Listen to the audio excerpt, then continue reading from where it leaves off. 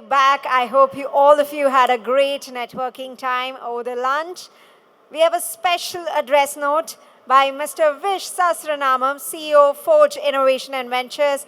The sovereign arsenal is a seasoned technology and telecom operating executive and entrepreneur turned institution builder. His co-founder and CEO of Forge Innovation and Ventures, India's largest open innovation network for Figetal Tech Ventures and executive advisor for strategic sector innovation and ventures. Sir, over to you. Good afternoon. In the many years that I've had the opportunity and privilege to speak at the SES, I've always told my dear friend Raju Goelji that you put me just before lunch and I'm both the soup and I'm in a soup myself because I have to wrap up. So I think finally he felt after 15 years I deserve a chance to be the dessert after the dessert. So thank you, sir. All right. It's a very important topic, and I think the context in which I want to present this is possibly going to be exciting for the startups, the industrialists, the military officers, and also for the policymakers. I'm calling it the sovereign arsenal, and in the next 12-15 minutes, I'll explain what the words sovereign and arsenal put together really stand for. Now, we're talking about modernization of the military. We're talking about transforming, growing, scaling India's defense, military, industrial complex. But I think the opportunity is to look beyond. We no longer have to look only at geo-security imperatives. We have to look at geo-economic, geopolitical, and more importantly, geostrategic imperatives which actually affect us in a global order. And that's what I think is both the decade's largest economic opportunity as well as the pedestal on which India can go from achieving strategic autonomy to strategic ascendancy. So when I talk about the two prizes, right, obviously the economic opportunity has its own ifs, buts, whens, and so on. But the strategic prize is something that I think will force the economic opportunity to be even more here and now. Let's look at what's happening to the order, the global order as we know it, or as we knew it since the onset and the post-World War II. In very simple terms, we fought two world wars when the whole world was fighting a war.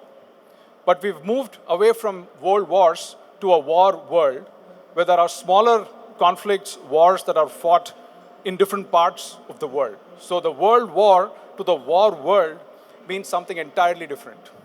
Smaller countries have to buy defense and deterrence in a manner that's affordable. Russia and China, let me just call it the nations that are not democracies, right? So there are democracies on the one side and there are nations that are not democracies, and there is that divide between them, which a few decades ago didn't matter much, but right now, when one of them is the second largest superpower, things really, really change. And we also are seeing Europe going through a massive rearmament imperative. But can they buy from US? Will it come with strings attached? Will the global south be able to sell coal and charcoal to China, but can they buy missiles and military deterrence from China? Will those strings attached, when it comes from a non-democratic country, will it matter to democracies? Can Indonesia do all kinds of trade with China, but for BrahMos, it signs a contract with India? So we can keep adding many more such trends. I think the last 5 or 6 head of state visits to India was basically a defense shopping expedition garbed in the form of a state visit, right? So if you really look at what's happening in the global military spend, we're talking somewhere in the ballpark of $3 trillion of world military expenditure. Now, NATO alone, to keep to its plague, the Hague pledge, has to spend about upwards of $4 to $5 trillion. They're at 5% of that budget or of that outlay. And are they going to buy from US, or do they look at Indian opportunities? Whereas in contrast, if you look at the amount of venture capital that's flowing, it's doubled in the last 1 year. The venture capital that went into defense, military technologies, startups, and ventures has doubled in the last 12 months. But there is a huge supply gap. So we need to look at that again as an economic opportunity. But is it just economics, or can there be something beyond it? So what is India doing? We grew our exports by about 70% in the last financial year. Our 2029 stated objective was 50,000 crores, but I think we'll go past 1 lakh crores in the next two and a half fiscals.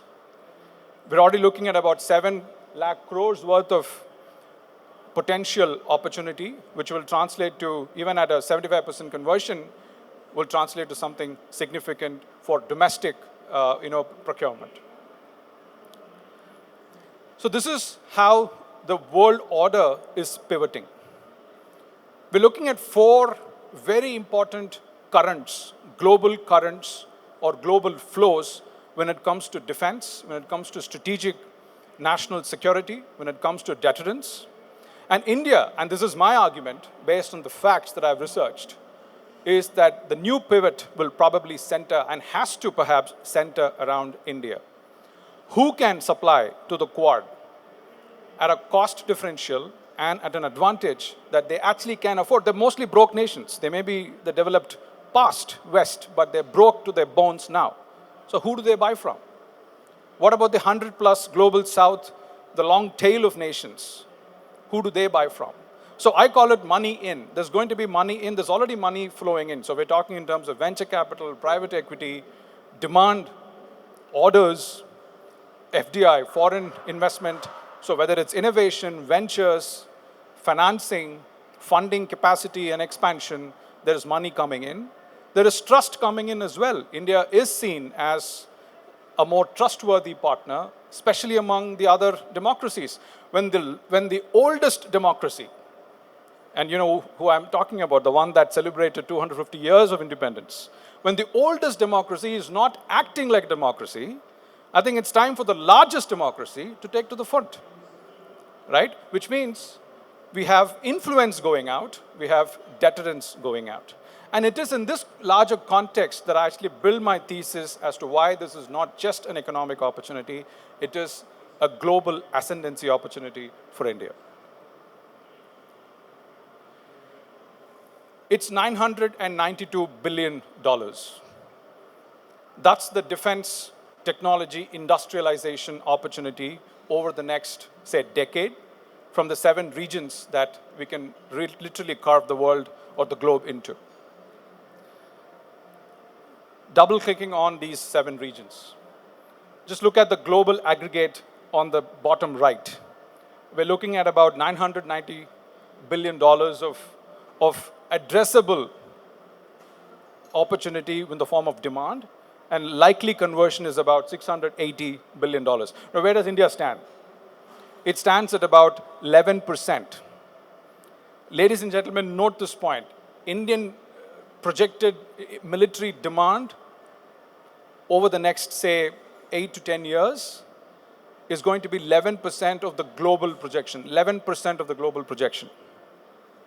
And this is how it looks like. If you look at what I call the capability thrust areas that we have to really focus on, the CTAs, 1, 2, 3, 4, 5, we're looking at that 47 to about $70 billion of demand forecast over the next 7 to 10 years. Obviously, all of this is backed by research. Should anyone be interested, I'll be happy to take classes. Of course, you'll have to pay me a small tuition fee, but I will do it, right? The numbers are there, and I'm not just, throwing it out from thin air. Now look at this contrast. India has 0.5% of the defense venture capital when it's going to look at potentially 11% of the global defense opportunity or demand. Now this is ridiculous. This is basically what salivates VCs to move into any industry. Right? Now I'm sure all the industrialists in the audience are asking me the question, now come on Vish, VC money went into the retail sector because there was technology play.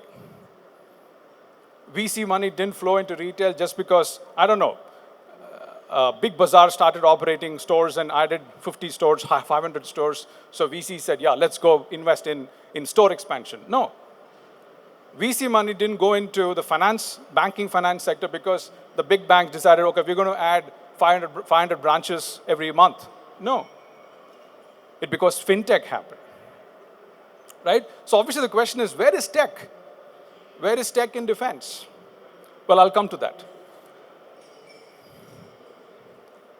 So this is just another sort of putting it all together, right? So I showed how, where India really stands in terms of venture capital. So venture capital, private equity, public, market capital, put it all together, we're about 0.5%. Right? So it's a 22 times gap. And this is what should be exciting for startups. This is why you should start a defense-first tech venture. Money will come.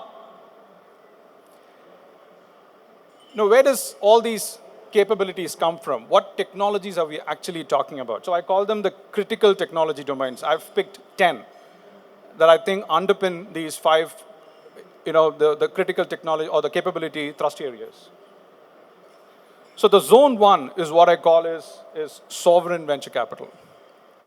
It's not just venture capital, it's sovereign venture capital. So which means it has to be Indian money, funding Indian tech, funding Indian ventures, and globalizing them and taking them to become global leaders. Not just domestic suppliers, but global aggregators, global multinationals, global defense majors.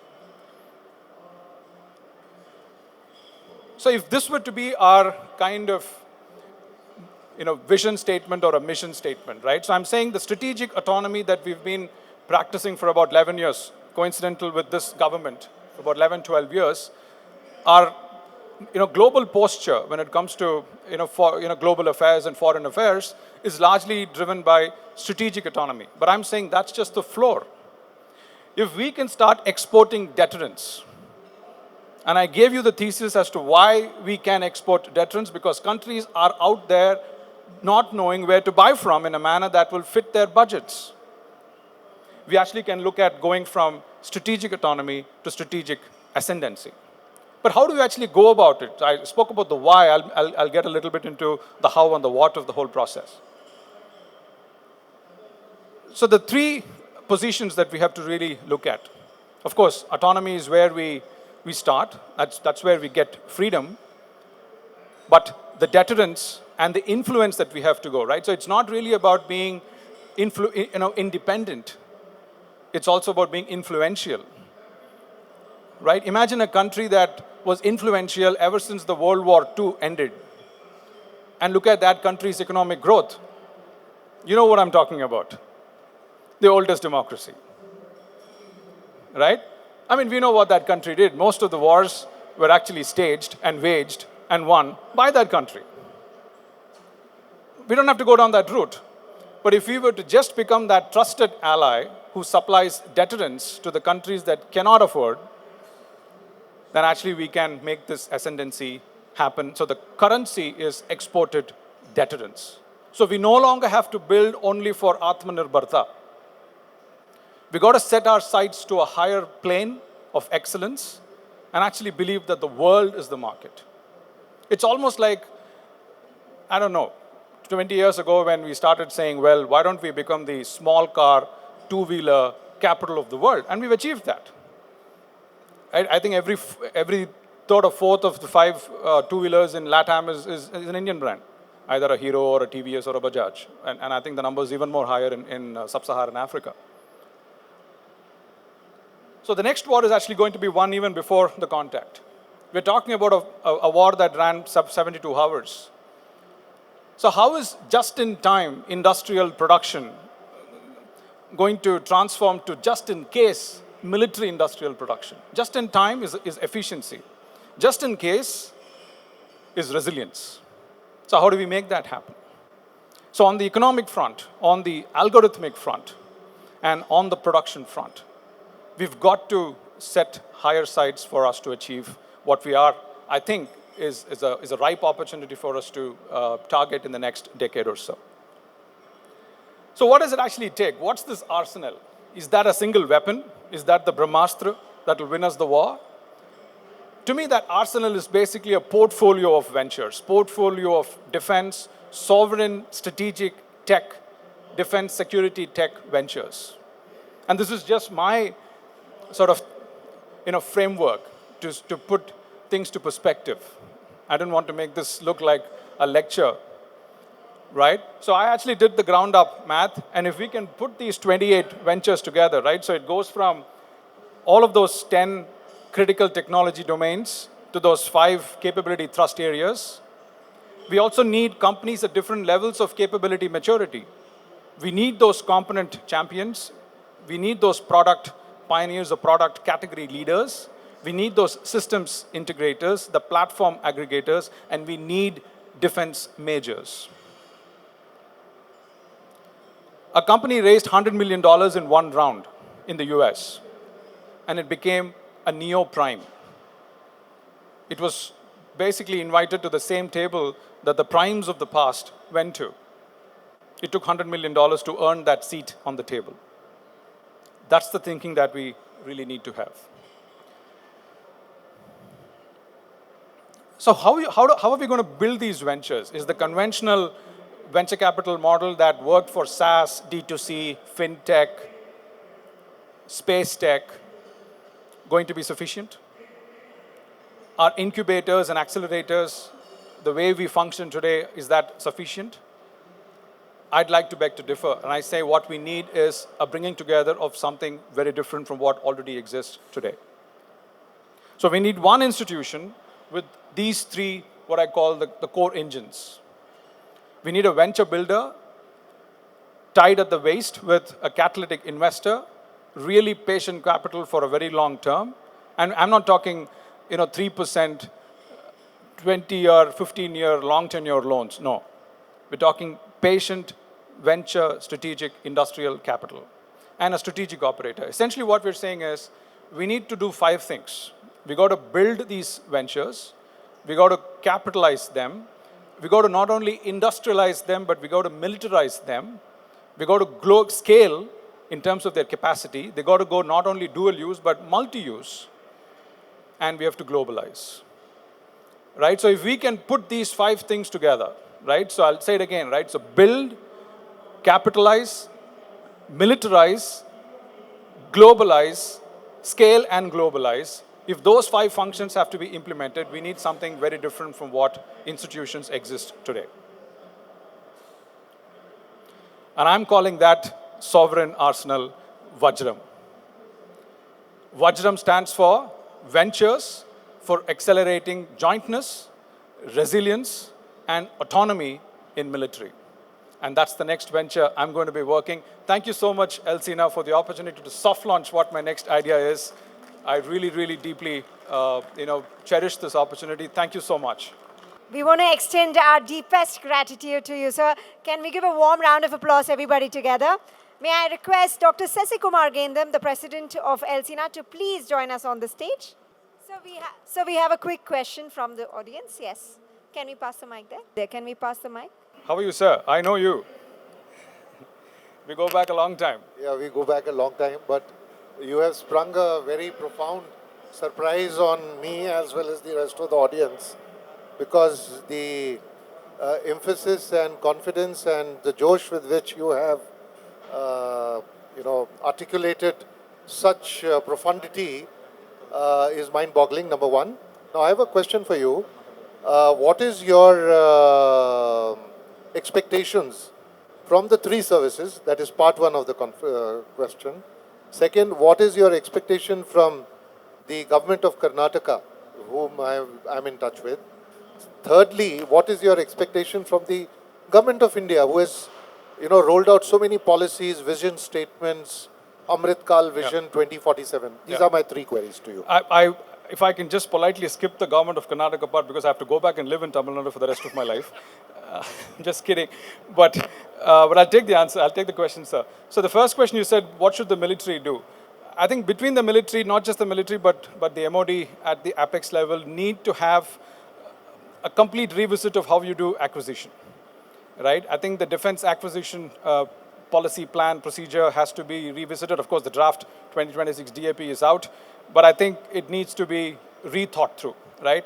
If I were to go by some of my own 4G friends and to just, without naming them, paraphrase what they've always told me, and these are the guys who ran acquisition, revenue, procurement, and all of that. They always said two things, Vish. One, make it easy for industry to do business. Make it easy for military to buy products. Right? I think that is what has to be at the core of DAP. DAP reads like a process manual, a procedure manual, a rules manual. I think DAP has to translate into a guidebook, a playbook, not a rule book.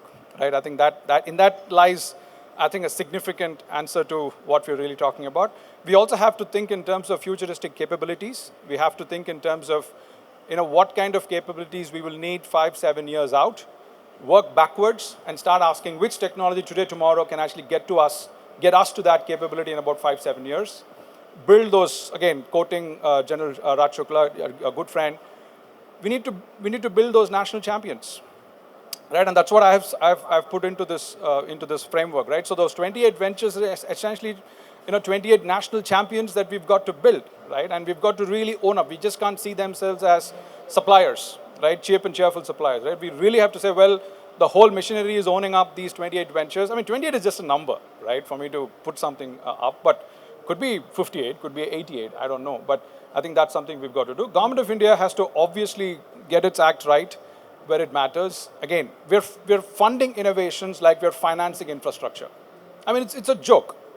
I mean, let's be honest, right? We're looking at a 120 crore order from the Armored Corps as though they're building a 2,500 crore highway project. They're not the same. Things will have to move much faster, much more nimble, much more agile, and we've got to bring in private expertise from the private sector to be able to do that, right? I think the user buyer role that the Army, Navy, and the Air Force, the services play is very pivotal. But then when they wear the buyer's hat, I think that's when things start becoming a little shaky. So the user versus buyer, that persona has to be managed, much better. Government of Karnataka, I'm skipping for now, sir. We'll have it over coffee. Yeah, thank you. Again, sir, for your profound address on the sovereign arsenal. May I request Dr. Sasikumar Gendam, the president of LCNA, to hand over the memento as a small token of gratitude and appreciation.